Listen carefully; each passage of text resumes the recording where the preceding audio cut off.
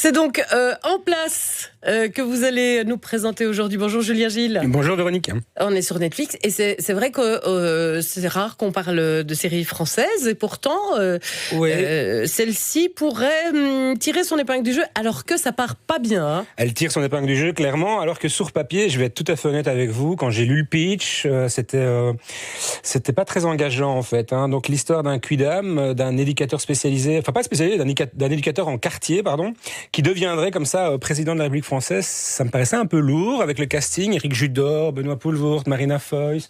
Bon, oui, non, et puis le bouche à oreille a fait son effet. J'ai regardé un épisode et puis deux, puis finalement j'ai découvert une série qui était très bien écrite et pour cause, c'est Jean-Pascal Zadi qui est à la commande et qui est aux commandes, pardon, et qui est aussi le personnage principal.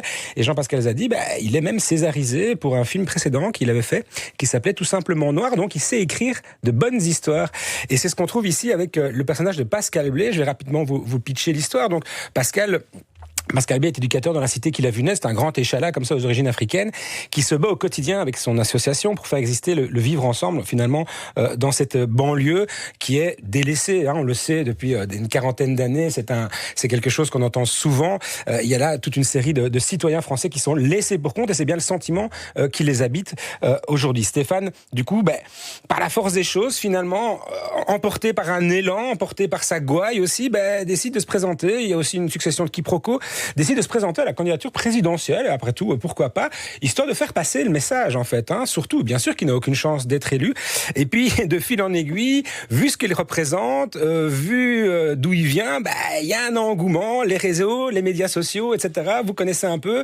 La mayonnaise prend, et le voilà qui se retrouve, malgré lui, dépassé par les événements, au second tour de l'élection présidentielle, face, là aussi, à une candidate qui est très truculente, qui est Marina Foïs, jouée par Marina Foïs, qui est une candidate gaucho, anarcho, écolo, féministe, enfin, qui est vraiment un peu une caricature. Il y a pas mal de caricatures, forcément. On accentue le trait. On est dans quelque chose de très drôle. On est sur 6 épisodes par saison. Pour l'instant, il y a 2 saisons. Ça n'est pas encore conclusif. Donc, on est appelé à avoir sans doute une 3e saison. On l'espère, en tout cas, parce qu'on s'attache à ces personnages et à ce qui leur arrive. Parce que derrière, comme ça, une franche rigolade et quelque part un côté de farce, il y a quand même des vraies thématiques qui sont soulevées. On parle de racisme et de discrimination, on parle de la représentation et de la diversité dans la politique, on parle de populisme aussi, et puis de la corruption, le pouvoir qui corrompt. Tout ça sont des thématiques qui sont soulignées et ça va crescendo. La première saison est consacrée comme ça à la conquête du pouvoir. Je vais rien spoiler, mais la seconde saison, il ne faut pas être grand clair pour comprendre que ce sera l'exercice du pouvoir. Et là, pour vous donner un peu une idée du type d'humour, vous voyez, à l'investiture, Pascal Blé, il est limite en training. Si on voit l'affiche ici, on le voit, il est souvent comme ça avec les fringues de sa génération, finalement, hein, sans se prendre trop au sérieux. Et donc, voilà, il va pas hésiter à porter carrément le collier honorifique. Vous savez, le collier honorifique de Légion d'honneur. Vous savez, c'est ce collier en or qui est présenté sur un coussin de velours, qui n'est pas censé être porté. Lui, il décide de le porter, façon un peu clip à l'américaine, vous voyez. Voilà, et ça un gros collier de rappeur. Un gros collier de rappeur bien blinquant. En fait, il le porte comme ça. Évidemment, c'est l'outrage ultime pour les chefs d'état-major et autres conservateurs qui voient d'un très mauvais œil. C'est le choc, forcément, d'un très mauvais œil, l'arrivée de ce personnage, de ce troublion. On va lui mettre des bâtons dans les roues. Bon, ça, c'est des intrigues. Hein. On va développer une série d'intrigues au cours des 2 saisons. Mais donc, pour revenir aux dénonciations qui sont faites dans cette série, on sait que Jean-Pascal Zadi, l'auteur, est attaché aux banlieues. Lui-même vient à ses origines, donc il parle d'un milieu qu'il connaît très bien. Et donc, une des premières choses qu'il dénonce, c'est l'absence, évidemment, l'absence d'investissement des pouvoirs publics. Hein. On voit que son personnage se bat au quotidien, mais simplement pour faire valoir les droits de citoyens français qui sont laissés pour compte au sein de ces banlieues. On parle pas de migrants, on parle pas de gens sans papier, non, on parle de gens installés, eux-mêmes fils, petits-fils, petits-enfants de personnes immigrées qui sont restés finalement confinés à cet espace de banlieue qu'on a déshérité avec les années passant, on n'a jamais plus réinvesti. Et lui, son ambition, finalement, c'est de faire de ces banlieues un endroit où il fait bon vivre. Pas un endroit qu'on quitte, mais un endroit dans lequel on veut rester. Et d'ailleurs, petit à petit, lorsqu'il doit se trouver un peu un leitmotiv, une promesse de campagne, il va glisser. Et ça, c'est un clin d'œil. Et c'est assez intelligent dans l'époque dans laquelle on vit. Lui, ça va être manger bien, payer rien. au pays de la gastronomie. Ben oui, l'accès à la nourriture de qualité, c'est un véritable enjeu sociétal. Aujourd'hui, vous savez, plus les revenus sont faibles dans un ménage, moins la nourriture est de qualité et plus les problèmes de santé s'en ressentent. Donc c'est une vraie thématique de discrimination.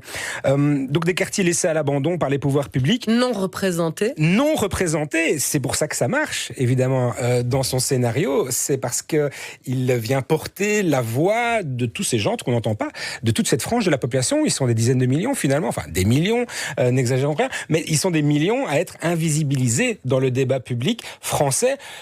Ça peut s'étendre à d'autres pays, des franges de population comme ça qui ne sont pas prises en compte par les politiques, ou lorsqu'ils le sont, et ça c'est le personnage de Benoît Poelvoort qui lui joue le maire de cette ville dans laquelle est cette banlieue, un maire socialiste, soi-disant, installé depuis des dizaines d'années, qui finalement n'active sa réserve de voix, en fait, n'active son électorat qu'à la dernière minute, en faisant miroiter des subsides, en débloquant les subsides. On voit bien que le conflit qu'a le personnage de Pascal avec ce personnage d'Éric Mattei, qui joue donc ce socialiste conservateur, où en fait il doit aller quémander les subsides auxquels il a droit. Son association a droit à ces subsides. Et en fait, on attend la dernière minute pour dire, regardez, comme je suis gentil, un gentil politique, je viens vous financer votre projet de nouveau terrain de basket, de ci, de ça, juste parce qu'on est à 3 mois des élections. On connaît ça chez nous aussi.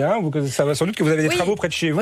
On vote dans quelques semaines, on vote pour les communales. On pourrait parler d'une dénonciation du manque de diversité du gouvernement français qui vient encore de faire la très belle démonstration d'eux. Mais quand on regarde les gouvernements au niveau européen, il n'y en a pas un qui sort vraiment son épingle du jeu.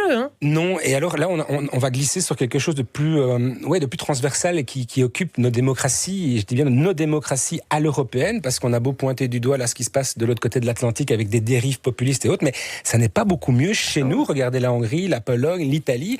Eh bien, c'est ce qui est dénoncé aussi. L'Autriche, bien sûr, de nouveau, habitué aux extrêmes. Les législatives ici récemment l'ont encore montré. Eh bien, ce qui est dénoncé aussi, c'est qu'à force de prendre l'électorat et donc le peuple, les populations, pour plus bêtes qu'elles ne sont, eh bien, on crée du clivage. Les politiques dites traditionnelles se coupent de la confiance dont ils ont besoin pour mettre en place évidemment des politiques d'envergure. L'exemple typique évidemment aujourd'hui, et donc il y a un écho extraordinaire, c'est c'est le président Macron qui, malgré les résultats d'un suffrage qui exprime quand même une volonté de voir des gens de gauche, même si c'est une pluralité, même si c'est une coalition de gauche un peu hétéroclite, mais quand même des mouvements de gauche prendre le pouvoir en France, eh bien il nomme quelqu'un de droite, voire d'ultra-droite, et donc c'est vraiment là aussi aujourd'hui, quantité de Français se sentent spoliés de leur droit à la démocratie. Et donc la tentation, mine de rien, c'est d'aller plus vers des extrêmes, c'est-à-dire vers des personnalités plus autoritaires qui, eux, vont pas s'embarrasser de pluralité, etc. Si aujourd'hui un personnage comme Pascal Blay, comme ça, arrive au pouvoir, il est un peu bené, évidemment, dans ce monde politique, mais il est quand même animé des meilleures intentions. Eh bien, le quiproquo peut tout aussi bien marcher avec quelqu'un qui ne serait pas animé des meilleures intentions. D'ailleurs, combien de temps encore avant que la France ne se dote d'un président ou d'une présidente d'extrême droite? Ça fait quand même quelques élections depuis 20 ans présidentielles de suite où au second tour on trouve le candidat ou la candidate d'extrême droite. Donc à un moment donné, le message doit être entendu. Ça ne semble toujours pas être le cas. Non. Et donc il y a cette colère qui gronde et qui se traduit par cette défiance. Et ça c'est le vrai danger, et ça concerne tout le monde. Ici en Belgique francophone, on entend des discours dans la politique qui sont de plus en plus clivants. On vient chercher à opposer les uns aux autres. Donc on sort de la volonté de consensus pour vraiment plutôt marquer des différences et voilà, des intérêts particuliers qui devraient alors du coup l'emporter sur le bien commun. Finalement, c'est la disparition des hommes d'État, ça on l'avait déjà compris il y a un moment, au profit d'hommes politiques aux intérêts particuliers qui ne font que défendre que défendre, j'allais dire presque leur propre pomme et leur entourage. Et là, c'est bien montré aussi. Le pouvoir corrompt, le pouvoir rend égoïste, et les égoïstes ne rendent jamais le pouvoir. Si on veut trouver une formule. Et c'est bien face à quoi le nouveau président élu et sa clique, parce qu'il faut quand même le citer, il y a des sidekicks à côté, je le disais, Éric Judor, Marina Foït, bref, il est quand même entouré d'une belle bande de bras cassés, et ça c'est aussi sujet à beaucoup de rigolade. Est-ce que vous serez d'accord avec moi si j'ai eu l'impression que si ça marche super bien au niveau du rire, parce que effectivement ça pourrait paraître lourd, et ça l'est pas, et ça fonctionne, et on rit bien, c'est parce que justement tous les autres sont dans la caricature, et lui, il est il est vraiment candide. d'une justesse et d'une maîtrise. Il est candide, il n'en fait pas trop, il est comme il est, donc les réflexions sortent comme ça, mais par contre autour de lui, oui, on est sur des traits très marqués. On a le cabinetard Feul, joué par Éric Judor, opportuniste.